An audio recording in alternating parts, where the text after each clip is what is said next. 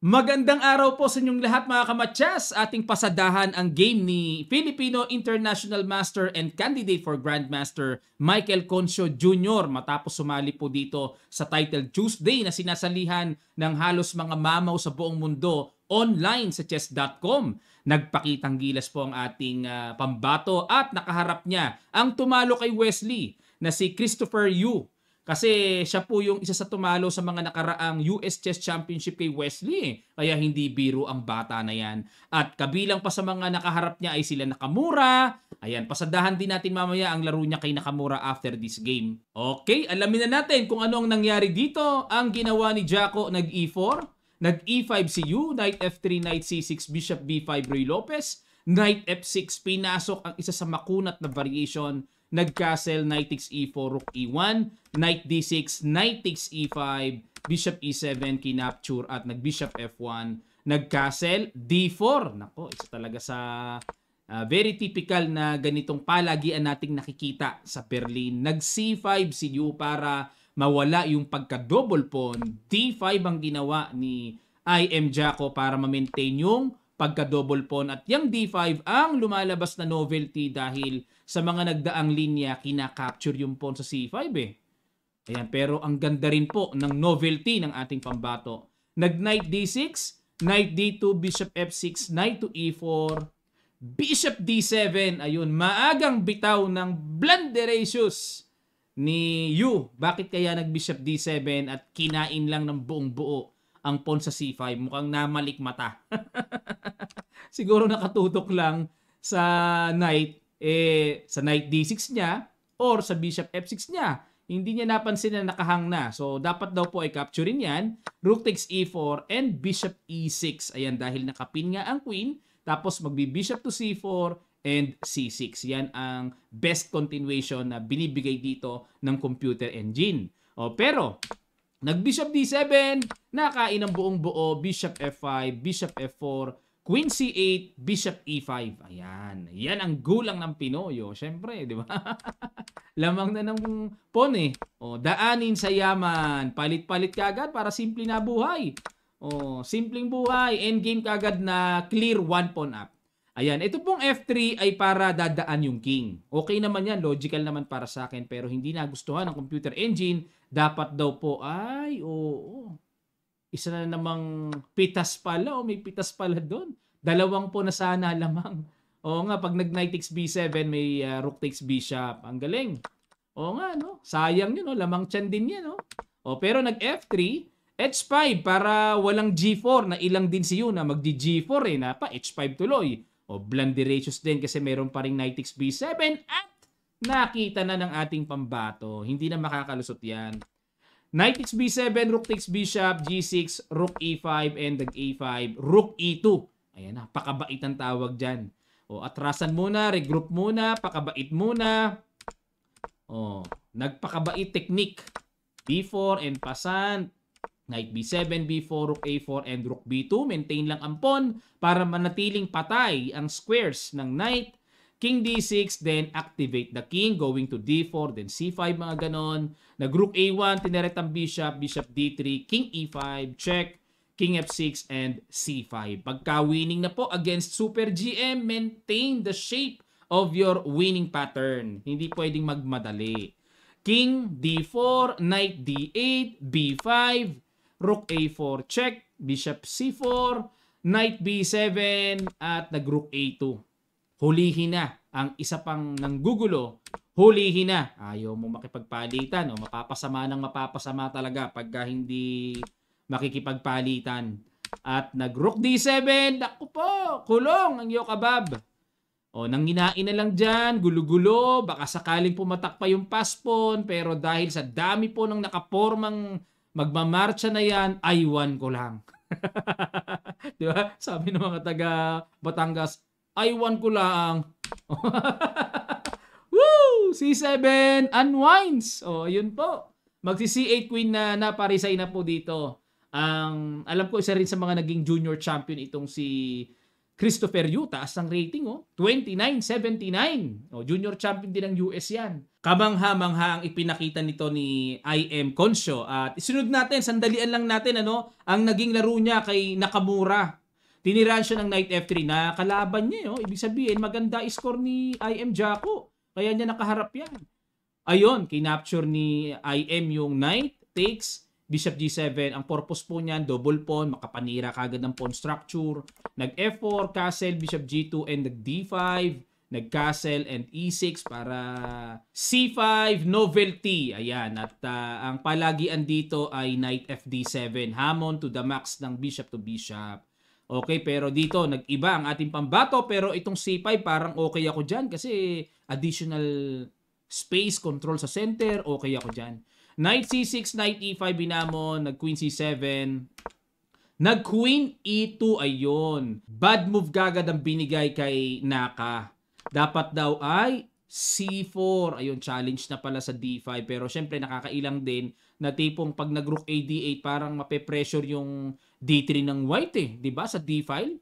O parang mapapasubo Pero yun dapat Queen E2, Knight D7, Rook E1, Knight D4, kinapture na capture and nag-Knight F3. Kaya naman po nag-Knight T4 at nagpa-double pawn si IM Konsho para magkaroon ng Rook AC1 at matarget ang weak C2 pawn. So yun ang pagkakasakay ko dyan sa kanyang mga ginagawa. Rook AC8, Rook EC1, Queen D6, Knight D2, Rook C7. Ang galing. Ayan papatong A3, Rook FC8, Rook A2. Ay, nako, passive ang position dito. Losing si Naka dito. Losing na. Rook C3.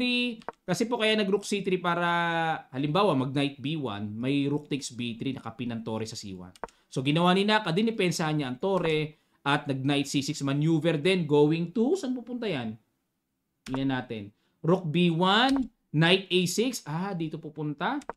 B4 para walang Knight C5, Knight C7, dyan paikutin. Knight to F3, another bad move by Naka. Dapat daw po ay Rook B, B2. Tiyaga lang na pilahang depensahan. Okay, yun nga lang. Talagang ang pangit ang position ni Naka. Knight F3, Knight B5. Good move. A4 and Knight C7. Ayun, medyo may nasayang dito mga kamatyas. Rook A3 ang pinaka-tira pala dyan. Rook takes, Knight takes. So, threat pa. Mag-Rook B2, depensahan, and Queen to C6. Knight takes A2 ang threat, and paparating na Queen takes A4. Pag nag-B5, then Queen C3. Rook B3, may Queen takes C2 takes. Tapos ang laban dito, mga kamatyas, very strong for black. Balik tayo, pero napa-Knight C7, napa-atras. Time check tayo, halos sumasabay kay Naka. Tingnan nyo po, dikit na dikit lang ang oras. So 5 seconds lang ang behind ni IM Konsho kay Nakamura.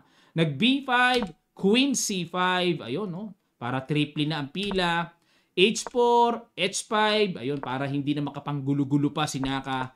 At nag-Bishop H3, Knight to E8, Rook B, B2, talagang todo-todo depensa. Rook A3, ayun, para matrim na, mabawasan na. Queen A1, takes, Knight D6, Knight to G5, Queen C3 hamon, at ayun, ang gulo na dito si Naka, mga kamatyas. Binalagbagan ng tira. Binalagbagan, Takes, King F8, ayun na, bad move ang ating pambato. Dapat daw po ang tago ay sa H7. Yun nga lang, syempre kasi parang tipong magpapalitan na ang Reyna and mas aktibo ang King na lalapit kagad, 'di ba? Pero yun daw po dapat Capture, ayun. So, mangyari, may butas na A5. Nako, yun lang ang naging mabigat dito sa ganitong endgame. Ayan, at least King D7, wala pa rin pasukan ng Tore. Nag-F3, going to G4. Pero bad move pa rin ng F3. Dapat daw po ay King to G2. Ayan, tingnan natin. Ano diferensya ng F3? Parang okay naman, Bishop F6 para pag nag-G4, may Bishop takes. Nag-King G2. Bishop to D8. Rook A4. Bishop F6 ulit. And nag-G4 na. Another bad move. Capture, and Bishop takes H4. Capture. King to E6. Bad move. Dapat daw po ay King to D6. Nakakailang nga lang. Tipong matitirahan ng C4 para ma-atake. Yun nga lang may Knight E7 daw. Sapat naman pala ang pang-depensa dyan. Pero this time, iba na po ang sinasabi ng evaluation bar. Iba na po ang sinasabi ng blood laboratory. Ayan, kumbaga sa dugo doon mababasa eh. Pero nag-king E6, rook A4, knight D6, C4, capture, then bishop E7, king F3, knight B7, ayun, tineret, bishop C5, pero still keep on solid ang position ng black dito, king D3. Napaka-solid pa rin ng black. Halos hindi pa rin matinag ang solid position ni IM Concho. Ayun, nag-knight C7. Gusto kasing pigilan yung paparating na king D5 pero dapat daw po knight to D6. Pasukin yan pag nag-king D5, knight to F5. Ayun. Kasi hindi rin naman basta-basta makakagala yung king. Halimbawa, mag-king C6. May knight E3 din na nakakailang. Didepensahan yan, di ba? Mag-king E6 going to king F5. Hindi rin naman makakapture ang basics dahil sa pagka-tibay-tibay niyan. May bishop pupunta na doon, no? Ayun, na mali ng sala ng takbo ng paa ng kabayo. Nag-knight C7. F5. Ayun, nakadali tuloy ng F5, ano? Bishop E7. Ayun, nagkasunod-sunod na po dahil sa oras din. Factor na rin ng time. F6. Bishop C5. King F3. Knight E8. King F4. Ayun, chumek. Ayun, nakuntirya yung pawn sa G6 capture. Wala na, dalawa po yan Dalawa yan. Knight E8. Bumi pa sa bandang huli. Ang hirap din talaga kalaban itong mamaw na si Nakamura, no? Ayun, no, mag-G6, no? Sayang. Sayangers. Ayun, no? Alam na ni Naka yung mga sundot, namatyas tayo, mga kamatyas. Na ano lang, na mali lang dahil sa oras naghahabol tayo So yun pa yung idadagdag ni Jaco dito, yung to maintain the ano bang tira doon, yung malalim na tirada, maintain the agony, no? The shape of agony. Nako, English yun. Para ma-maintain yon under pressure, no? Sinaka sanay na sanay sa ganun yung mga ikot-ikutan, yung mga nako, grabe, batak na batak sa chess.com to Doon tayo nadali. Pero congrats pa rin kay IM Concho dahil napakaganda pa rin ang pinakita niya. Ang dami niya mga paikot-ikot ang mga techniques din na ipinakitang solid. Ayan, katimit ko po sa pick-up si IM Concho sa Cavite Spartans. Ngayon pa lang ako pumasok sa pick-up po, no. Lalaro po ako sa playoff, mga kamatyas. Abangan nyo po. Yun lang po kasi yung available slots of schedules ko na nakakommit na kasi ako sa mga ibang schedules. So abangan nyo po yung ating lalaruing pick-up. Samahan po ng mga professional chess players sa buong Pilipinas. Doon naglalaro yung mga malalakas nating players sa Pilipinas. Ayan, katimit ko po si IM Daniel Quezon, IM Concho sa Cavite, FIDE Master Roel Abelgas, Grandmaster GM Joey Antonio. Nakalimutan ko pa po yung iba Ayan, papasok ko lang kasi. Okay, maraming salamat po. Magkita-kita pa tayo sa mga susunod pang chess updates.